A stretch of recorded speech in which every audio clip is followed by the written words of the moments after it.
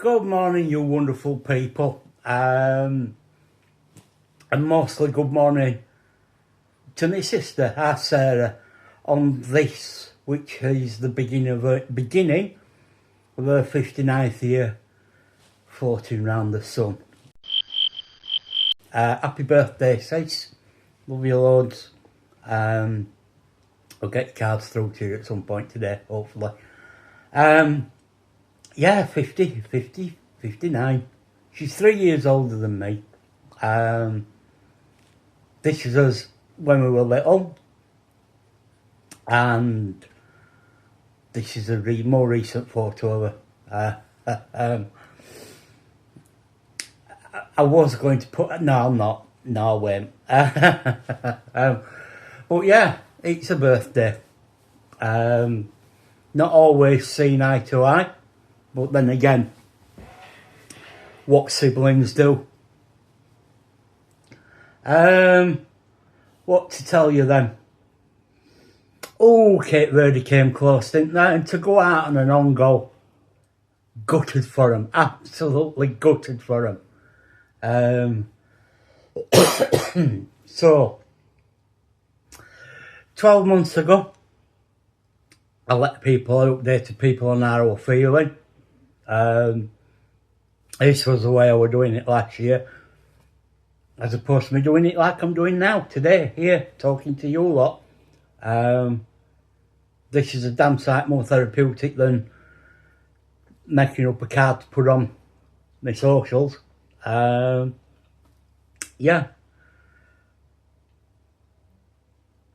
Sorry, I lost myself in thought then.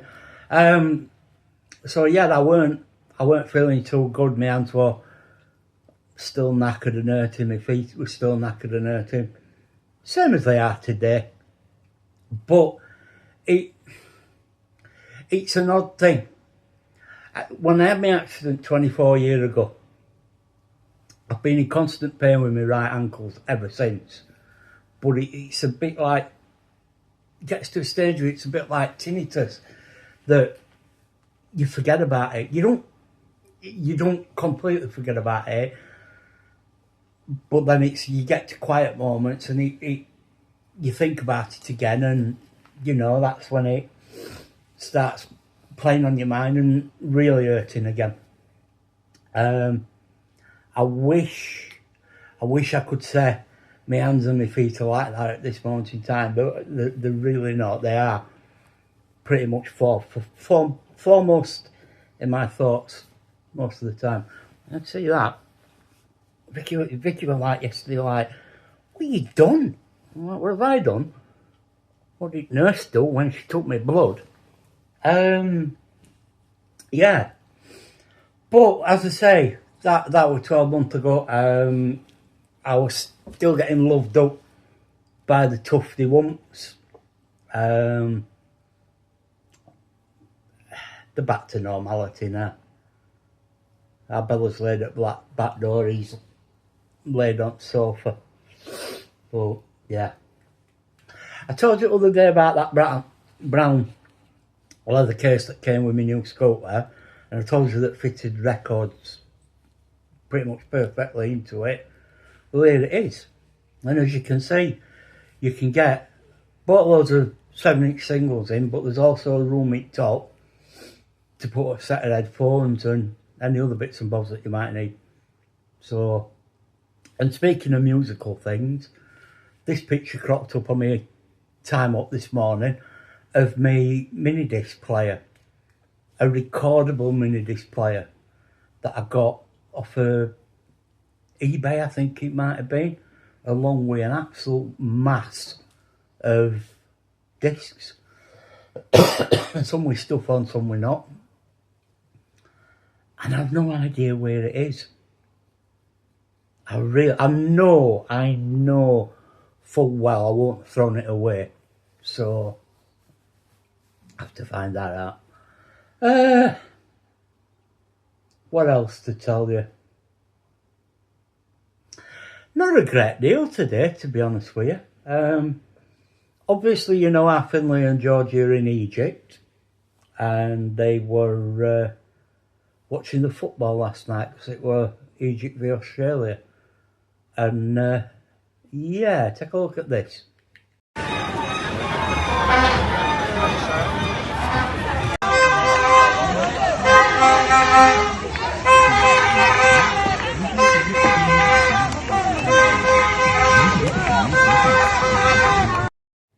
So safe to say that the Egyptians enjoyed it.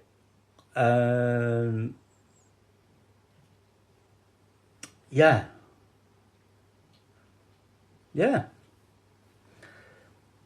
I don't know. There's not else to tell. Vicky come home last night. They told us we can go into work late on Monday. England are kicking off at 1 a.m. Or yesterday at 6 o'clock when she was telling me this, England were kicking off at 1 a.m. Tell us we can go to work in, no later than 10, but we don't have to be in work until 10. Well, fine, that's wonderful. We can, because we've already talked about getting up and watching, like going to bed, getting up, watching it. And it was like, so she told me that at 6 o'clock. What must it have been? 10 to 9, 10 to 8, 10 to 9. During half-time break, on BBC, Chappers said that they're thinking about bringing it forward, and it'd have been a 7 p.m. kickoff.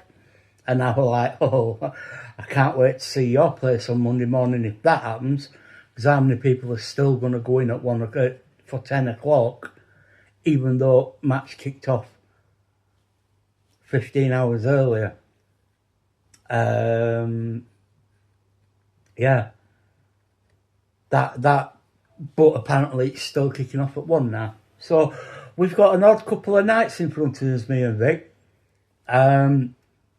We've got to pick, well, we haven't got to, but we are picking Afrin and Judd up from airport tomorrow morning at round about 4:45, 4 o'clock-ish, assuming there's no delays.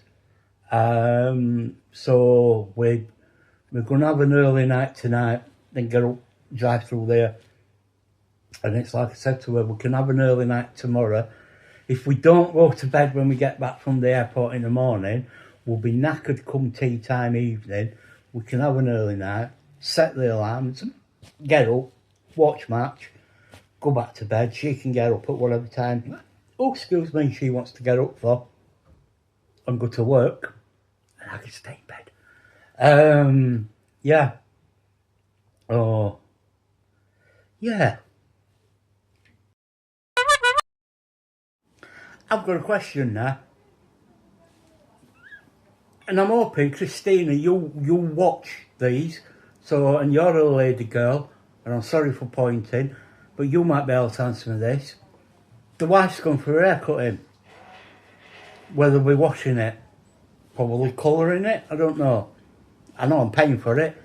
No, I don't know how I end up with that, but anyway, scrap that part about it. She's going for haircutting. They're going to wash it. So why the fuck has she washed it before she's gone?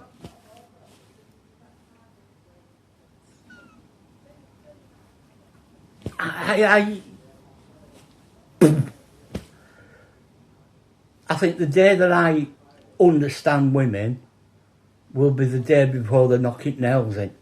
I don't get it. I genuinely don't understand it. I'm going for my hair cutting.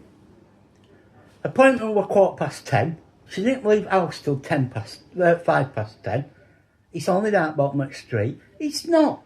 You've got to go up our road, up another road, down another road, past train station to get to it. It's not a 5-minute walk. It's not even a 10-minute walk. That's if she's walked.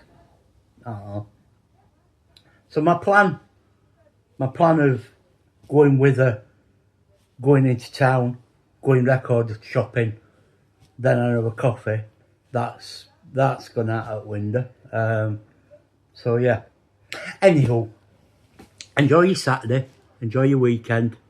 I will see you tomorrow morning. And and let you know how we've gone on picking kids up. TTFN.